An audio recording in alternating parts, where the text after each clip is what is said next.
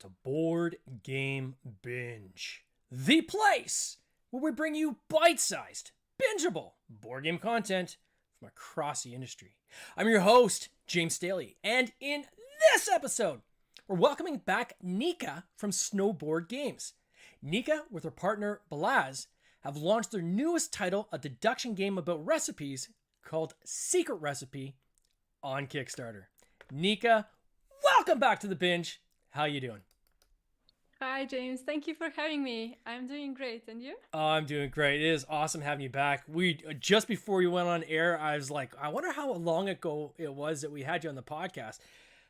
My gosh, I looked it up. It was February 2022, episode 153. Here we are, episode 314. Man, blink of an eye. It is amazing how fast time flies in this industry, right? Like, you and I just ran into each other at Essen last year, and it was literally last year, it was a year ago, and here we are. It seems like I was just talking to you a few minutes ago. Yeah, I agree. It's been a crazy year, so time flies when things are fun, I think. Oh, yeah, for sure. So for those who don't know you, I would encourage them to go back to episode 153. It was a great episode. We talked a lot about Hike, which is one of your first title, I guess, you launched, which went amazing. I got a copy myself. I love it. It's a fun game, and I know a lot of people out there love it because you guys did really, really well in that campaign. But for those who don't know you, very, very quickly, so you guys are based out of what? Sorry, where are you guys based out of? What's your country? Is it Slovenia? Yeah, we're Okay. in Slovenia, Europe. Exactly. Nice.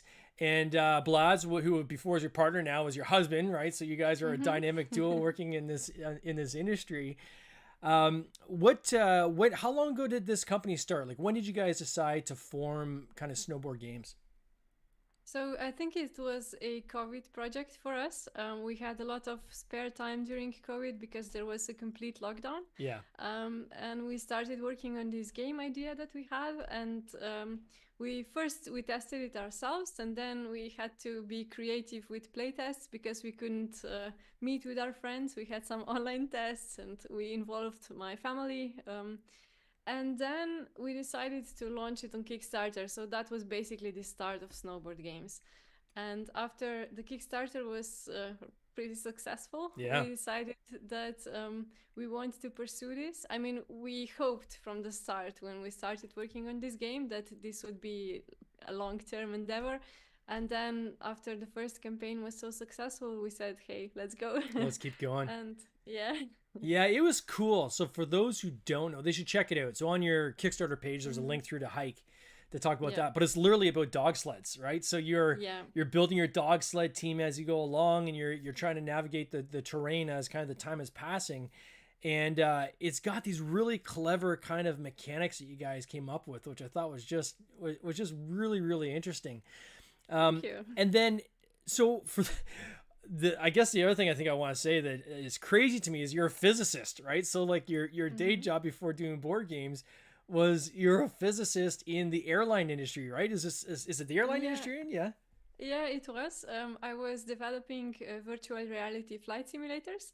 And then for the Kickstarter, I actually took a break from my job. And then I started doing a PhD at a research institute here in Slovenia. So I'm doing numerical simulations 4 times a week and developing board games 1 times a week. Oh my gosh. So you're still doing then the research and you're still involved in that then? Yeah, I am. Both my partner and I, we work 80% in our fields, I guess. He's a civil engineer, and I'm a physicist. And then Fridays are for SnowBoardGames. Oh my gosh, wow. So during a campaign, like, it must be a lot of stress for you then to maintain kind of like the full-time, research work. And then, with a campaign, as people who've run campaigns know, it's a lot of work, right? You're on it like all day, every day kind of thing. So how do you kind of compartmentalize that, or how do you kind of balance that time? For the campaign, I basically have vacation at my other job, and I have a very great boss and the team there, so they understand that I'm kind of focusing on SnowBoardGames now. So I'm able to be most of the time on the campaign, and then Blaž is working most of the time, and then he has some vacation days. Wow. And otherwise, I don't know how we would be able to do it, because yeah, you have to be on the campaign, and there's the time difference between Europe and the US. Yeah. So yeah, I don't think you can do it while working a day job. But Do you find most of your backers are in the States? Do you find that, like in kind of North America, is that where the most of your um, like the fans of your games are, or is it a balance, or how do you take advantage of kind of the European market as well? I think for the Kickstarter, it's pretty standard. You have, I think, 60% backers from the US, and then you have Canada, UK, Australia. And then we saw for Hike and here also some European countries like Germany, France, some countries that have a history of board games. Yeah. So I think for Kickstarter, yeah, US is the biggest market. And then for retail, we have Hike in some stores around the world, but I think they are mostly from Europe. We have some stores from the US and Canada, but it's harder because the shipping is more expensive. So it's harder for us to get to the US market. But yeah, I think one thing that sets us apart is that we understand the value added tax, and we include it in the Kickstarter price. Yeah. Because I think projects usually charge it after in the post-campaign pledge manager, and we decided that this should be part of the price. So the backers from Europe and US pay the same, and we take care of the tax. It definitely makes it easier for sure. Yeah. Have you been able to introduce some of your colleagues to board gaming at all? Like, do you bring, like, I know it's often people bring work home, but do you ever bring the games to work and introduce that to your colleagues? I mean, we haven't had an official game night together yet, but yeah, they definitely know what I do. And yeah, a few of them supported our Kickstarter. A shout out to them. They're really awesome. But yeah, I don't know. I tried to keep it separated.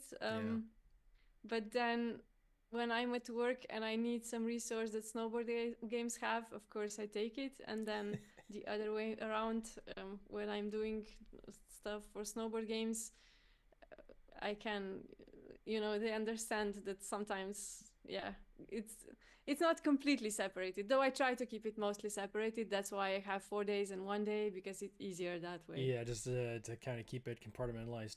Yeah. I mean, the natural inclination would be that, given that you're in the airline industry, would be to do a game about airplanes and about flight. Is that been something, or is it kind of one of these situations where it's like, I need a break from that, so I'm going to do something that's complete opposite of flight and airlines and things like this? Actually, well, we do have an idea for a game about building airplanes at a specific historic point in time. But no, actually, at the moment, I'm not really doing stuff related to the airspace industry. I'm doing fluid dynamics and some simulations in the energetics, I think.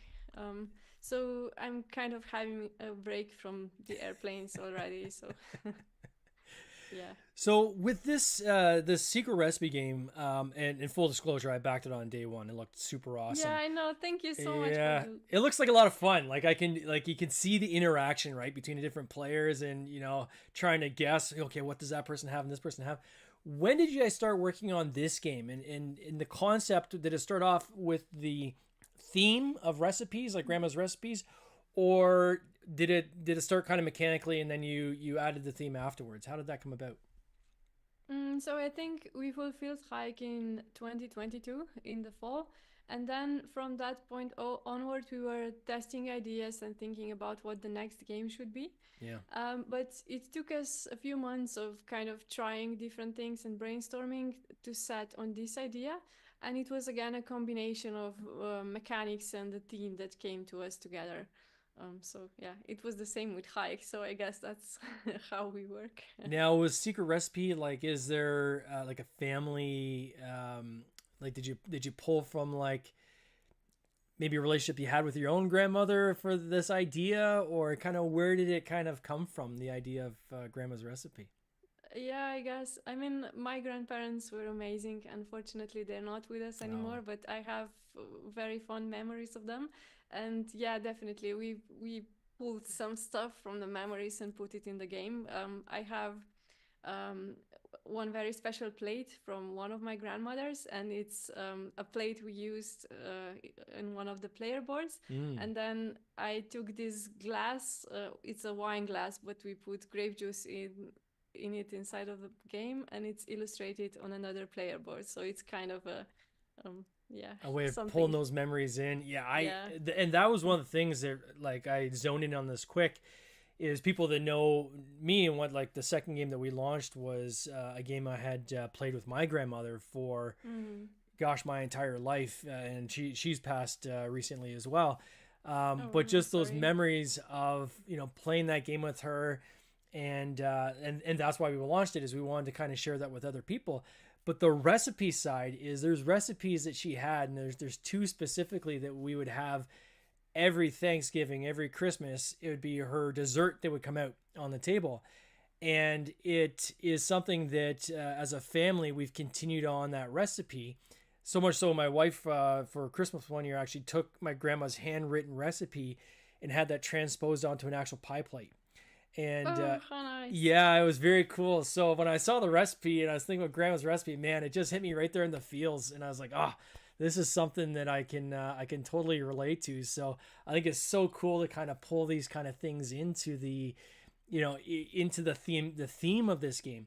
So how do you actually play this game, like mechanically, this idea of deduction, which I thought was kind of a really kind of interesting mechanic to add to a game like this? Can you talk a little bit about that and the decision to add kind of this deduction element to the game? Yeah, I think the deduction element was there from the start. We knew that we wanted to have a board when you give clues, and then we didn't want a game master. We wanted the players to all have the same roles, and then their roles change. In their turn, they are giving clues, and in the other players' turns, they are deciphering clues from other players. So a lot of when we started explaining this concept to our playtesters, a lot of them were like, "Oh, so it's a cooperative game," and we were like, "No, Yeah. you're still scoring points for yourself. Just when it's your turn, you want to give good clues because you also score and get some bonuses from when other people guess your ingredients." So yeah, I think um, Kimberly on Rado Runs Through said that this is a unique mechanic, and yeah, I think so too. I mean, I don't think I've seen it in a lot of other games. So yeah, we wanted basically all of the players to have the same roles, and we wanted to have good player interaction, and yeah.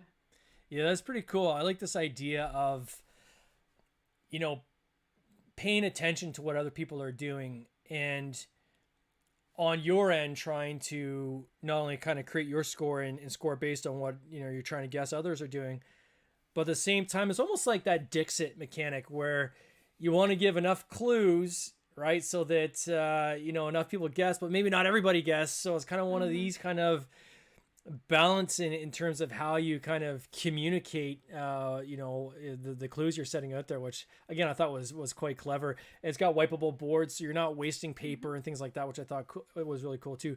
So walk us through, how do you play this game? So what is the essence of how you play this game, and what's this game about? Mm-hmm.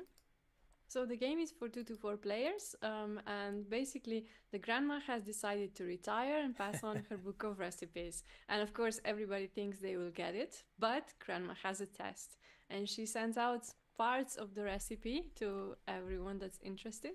So each player gets their own part of the recipe with 4 hidden ingredients.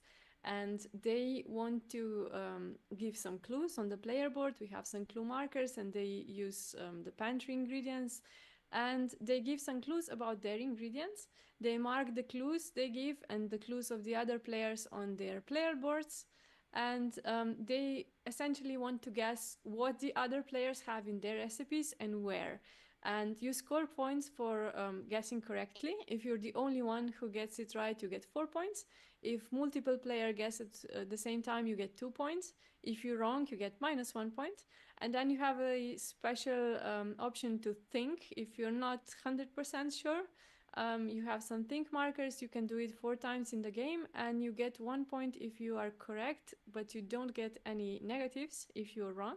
But you're also kind of revealing some information to other players. So it's an interesting option. And then you also score points for when the other players decipher your ingredients, and you score points and some additional bonuses.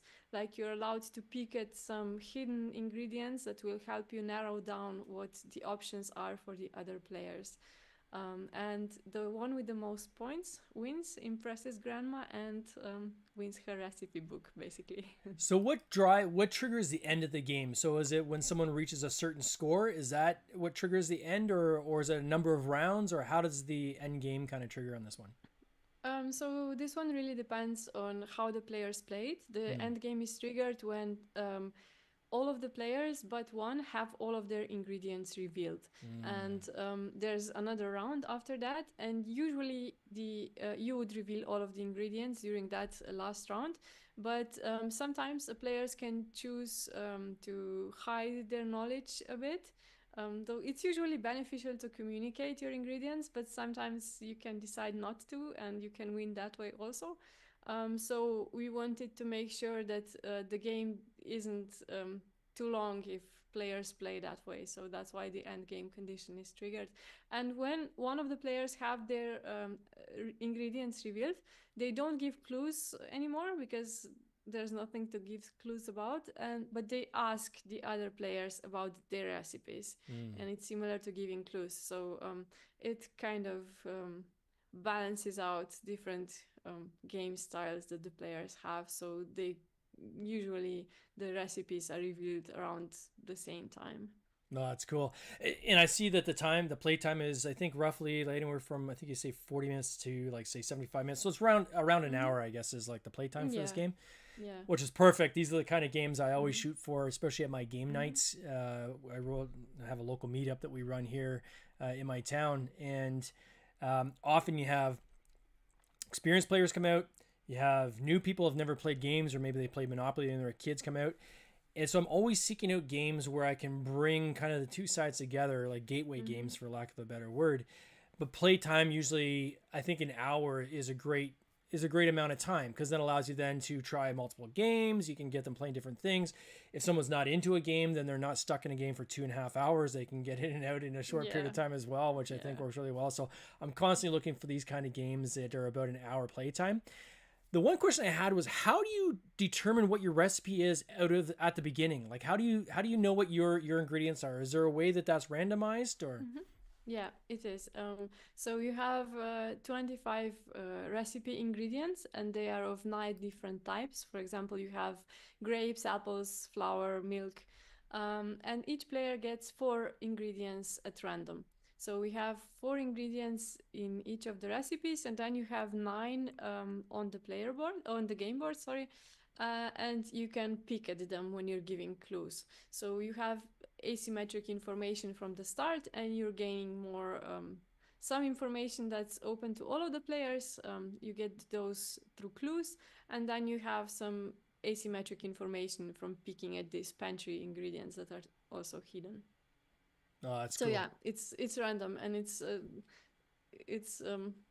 replayability is good because you cannot learn patterns inside the recipes because there are none. Oh, that's awesome. It's very cool. When you guys were developing this, how many iterations did you go through? Was there things where you're like, you had to kind of discard and say, okay, we got to go back to the drawing board, so to speak, or? Oh yeah, definitely. We had, I'm not sure I can count all of the iterations, but yeah, we've definitely tried a lot of things, and this one was interesting because I think in deduction games you really have to find the right balance, right? Balance is important in any game, but in deduction game especially, if you have players that have different skill levels and you want kind of the game to still be a good experience for all of them. So yeah, we did a lot of playtesting, and there's actually a 2-player variant is a bit special because it would be too symmetric if we just took the scoring from the 3 and 4 players. So it's modified a bit. And that's why we had to always had another player. So Blaž and me are two people, and we always needed that third and fourth player. So there was a lot of logistics, and I think all of our friends and family really contributed a lot to this game in their early stages, and then we just took it out of our group, and yeah, we play tested a lot. Oh, that's cool. I mean, I'd be remiss if I didn't say congratulations first on your funding. I mean, you've already hit your funding goal, which is amazing. You're already double your funding goal. You still got 17 days to go. 317 backers. I'm sure this is going to land in a very good spot for you guys and set you up kind of for that future kind of development.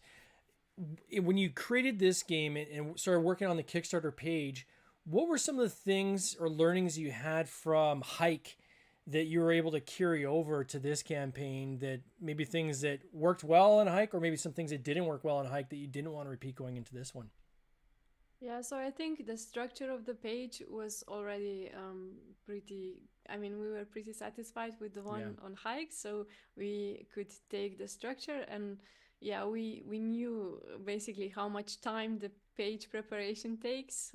So I guess we budgeted for that on our timeline.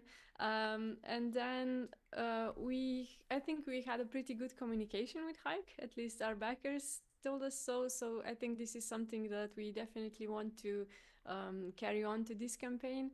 And it's helpful because you know the process. It's different, and we definitely launched in a completely different landscape that it was in 2022.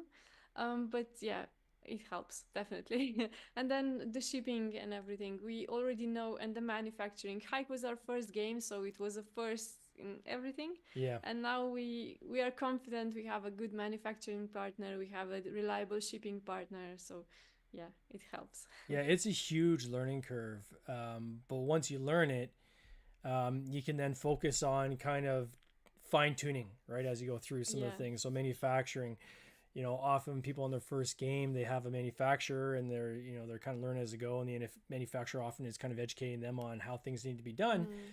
And then in subsequent games, you start opening up to realize, well, there's lots of manufacturers out there, and I can talk to a number of them at the same time, and I can probably get my costs down from what I maybe paid on my first game. You know, maybe the skill level of the manufacturer that I used on my first game, maybe there's someone that can do certain things better, and that kind of leads you towards finding other manufacturers in other areas. Myself, I mean, across our games, we have 4 different manufacturers we use, and a lot of that is dependent on the components of the game, right? If it's a card-heavy game without anything other than cards, probably going to use Hopes. They do their own printing. They have amazing costing.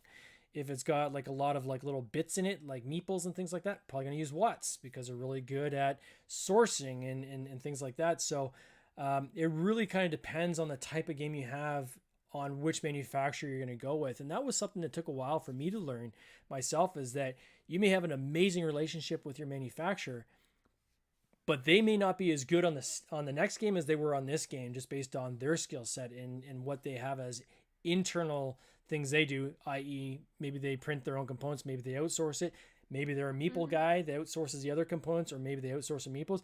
All those things matter on whether that game is going to be cost effective for you or not.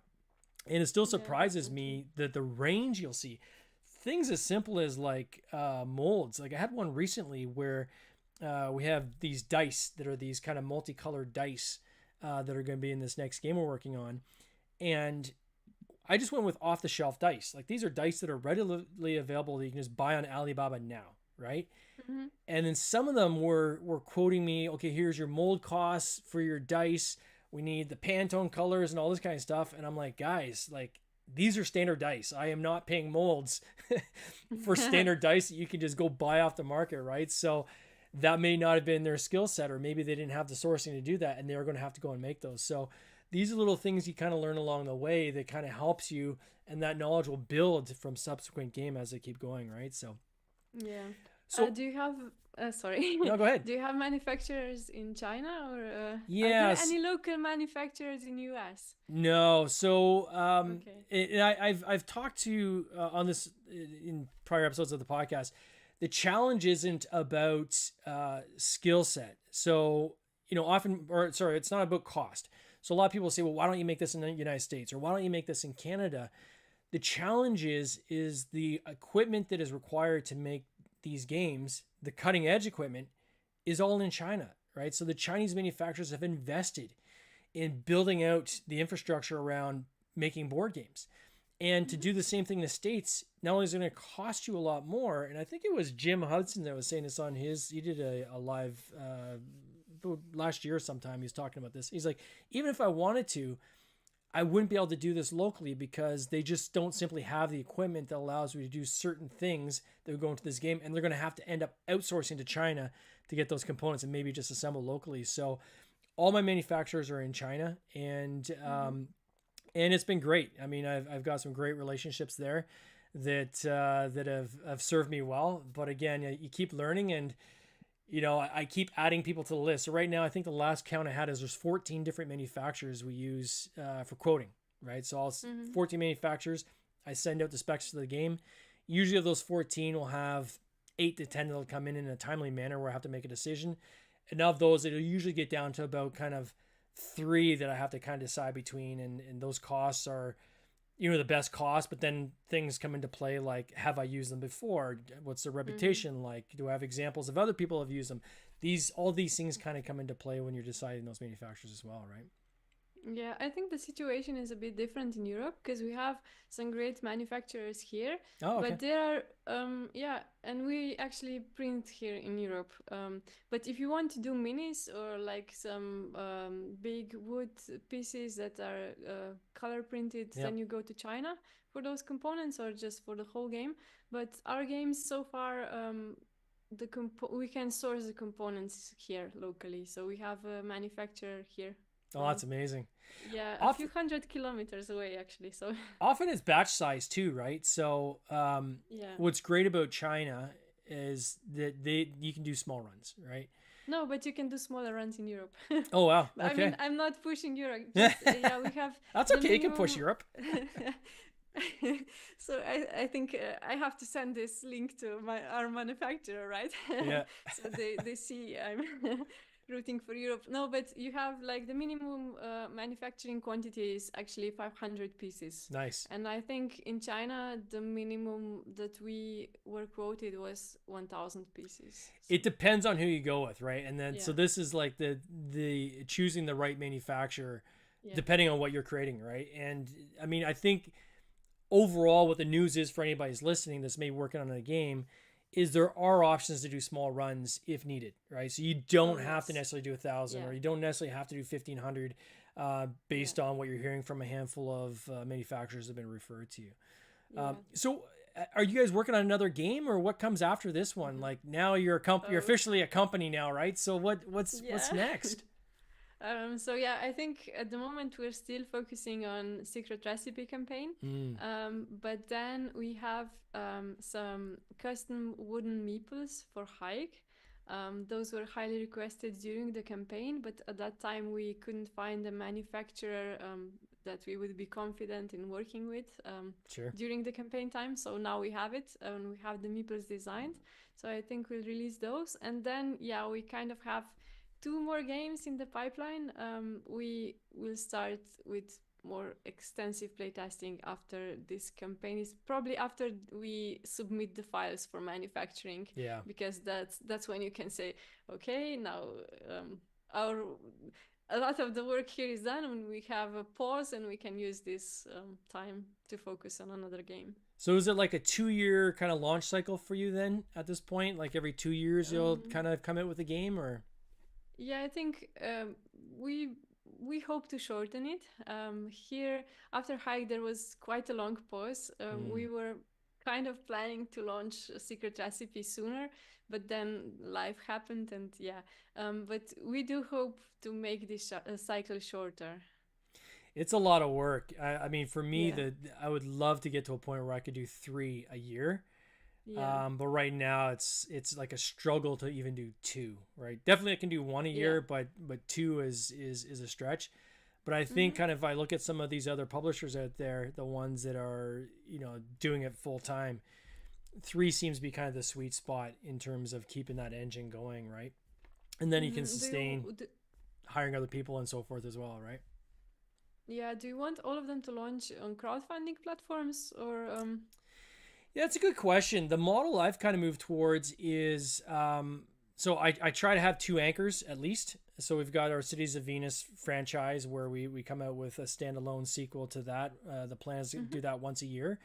And then a gateway game like 6 month on the 6 month shoulder. So either in like a February or in the fall. And then in between that, mini games, we've started moving towards games that maybe are too small, like Bunny Drops is a game we had recently, which is a fun card game. But the retail is so low that there's no way that would ever be sustainable on crowdfunding. So what we do is we make that an add-on to another campaign. And if people want that game, they can add it on. Usually the add-ons is enough to fund the inventory. And then the inventory we use and we sell just at retail or through Amazon and things like that. So far, that's the model we've been working on. Yeah, exactly. So for this game, those who want to check this out, I encourage you to do so. You just go to Kickstarter, type in secret recipe. You'll easily find it. I'm going to put a link in the show notes as well for people that want to check it out. I think you should. It looks like a lot of fun. It definitely has a lot of, I like the word you put in your title of, it's a cozy game, which I like. I like that kind of warm, cozy feeling. I want to wish you and Blaž all the best in this coming year on this campaign. I can't wait to see how this finishes. I know you got to be really excited, and I'll be keeping an eye on this right up until the 17th day finishes. Yeah, thank you so much, and thank you for having me. Oh, no worries, Nika. You take care. Cheers. This has been an episode of the Board Game Binge podcast, hosted by James Staley, produced by James Staley and Mike Bruner, with original music by Nick Smith. If you would like to watch these interviews live, simply subscribe to our YouTube channel, Board Game Binge, and you'll get access to live interviews, giveaways, and interesting board game content from across the industry. I can't wait for you to join us. See you next time.